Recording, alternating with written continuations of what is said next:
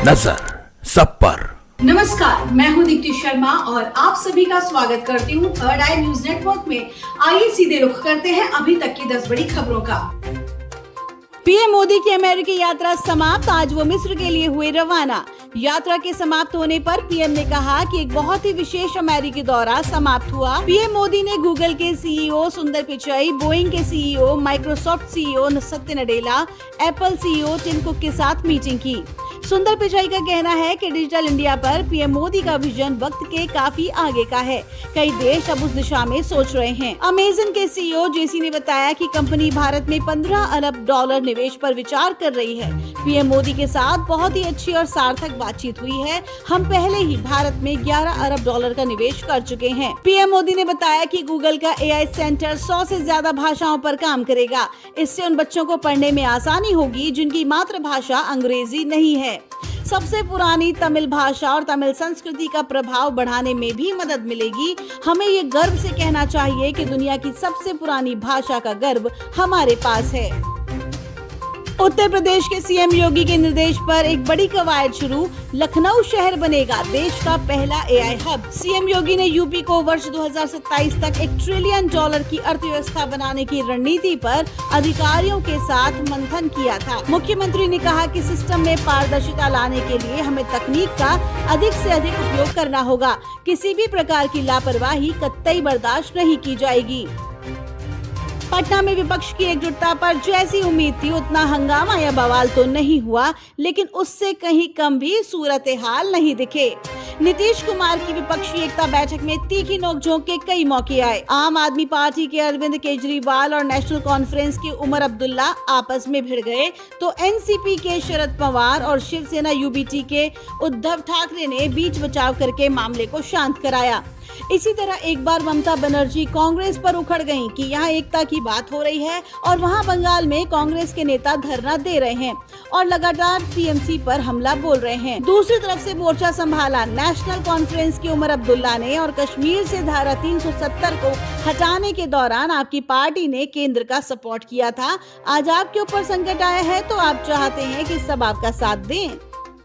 वहीं मुख्यमंत्री मनोहर लाल का बड़ा बयान देते हुए कहा कि देश में लोकतंत्र है और ऐसा पहले भी हो चुका है। सीएम ने कांग्रेस पर तंज कसते हुए कहा कि एक समय था कोलगेट मतलब टूथपेस्ट और टूथपेस्ट मतलब कोलगेट। इसी तरह देश में कांग्रेस का मतलब शासन होता था। आपातकाल के दौरान लगाए गए काले कानून का जनता ने कड़ा जवाब दिया और कांग्रेस सत्ता से बाहर हो गई और अब उन्हें जनता के वोट की ताकत समझ में आई है। पंजाब के मुख्यमंत्री भगवंत मान पर निशाना साधते हुए कहा कि बटेर, बंदर और भालू एकत्रित हो गए हैं क्योंकि उनके सामने शेर है। सीएम ने कहा, पंजाब के सीएम ने ही एक बार कहा था बटेर भालू सब इकट्ठे हो रहे हैं क्योंकि सामने शेर है। आज खुद भगवंत मान पटना में महागठबंधन की बैठक में पहुंच गए हैं। वाराणसी में सड़कों मोहल्लों का नाम बदलने की तैयारी, नगर निगम ने शहर को नई पहचान दिलाने का तैयार किया प्लान। वाराणसी के मेयर अशोक तिवारी ने बताया कि बनारस की विश्व में पहचान धार्मिक कारणों से है। ये प्राचीन शहर है। इसके अलावा खेल, साहित्य, शिक्षा सहित विभिन्न विद्याओं को लेकर काशी ने पूरी दुनिया में पहचान बनाई है। विभिन्न विद्याओं को वैश्विक मंच तक लाने वालों में कई विभूतियों ने अपना योगदान दिया है। इनमें से कई को अपेक्षित पहचान नहीं मिल पाई है। ऐसे में नगर निगम वाराणसी ने इन विभूतियों के नाम पर सड़कों और मोहल्लों के नामकरण पर विचार कर रहा है। नई सड़क गिरजाघर मार्ग को भारत रत्न उस्ताद बिस्मिल्लाह खान के नाम से पुकारा जाएगा। और यही प्रयास थर्ड आई न्यूज नेटवर्क और शख्सियत पत्रिका भी कर रहे हैं। 2003 से समाज की विभूतियों को समाज के सामने लाने का, जिससे आगे आने वाली पीढ़ी उनका अनुसरण कर सके। इसी को लेकर जल्द आ रहा है शख्सियत अवार्ड, एक नजर।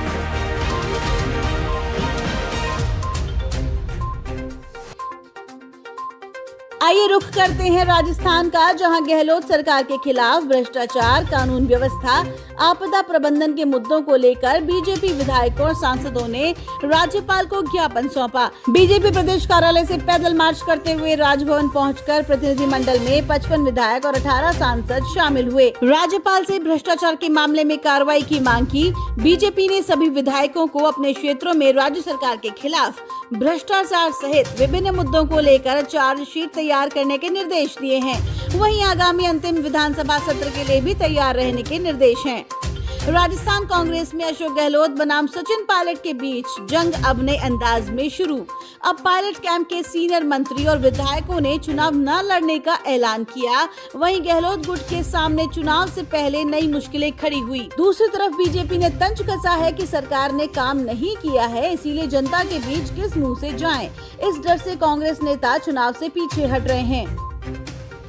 यूपी बोर्ड के सिलेबस में किए गए बड़े बदलाव में महापुरुषों के जीवन से प्रेरणा लेने के साथ छात्र क्रिप्टो और एआई के भी बनेंगे जानकार। यूपी बोर्ड ने 11वीं कक्षा के पाठ्यक्रम में अब स्टूडेंट्स कंप्यूटर में artificial intelligence, blockchain technology, digital crypto currency को भी शामिल किया।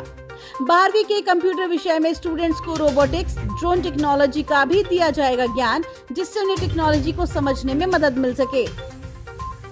मध्य प्रदेश के सीएम शिवराज सिंह का बड़ा ऐलान, कहा प्रदेश के शासकीय कर्मचारियों का महंगाई भत्ता 4% बढ़ाया जाएगा।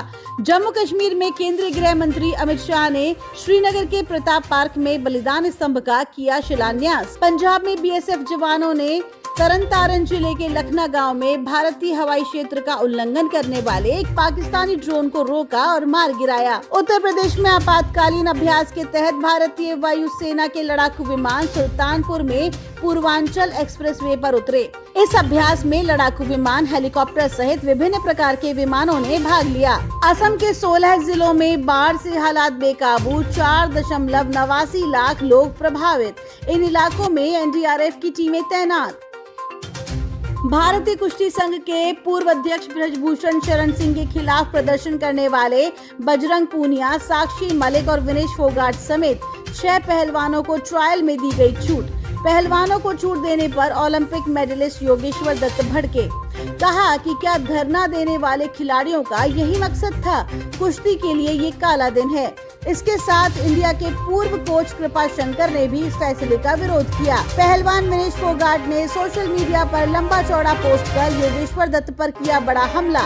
फोगाट ने कहा कि योगेश्वर का वीडियो सुना तो उसकी वह घटिया हंसी दिमाग में अटक गई।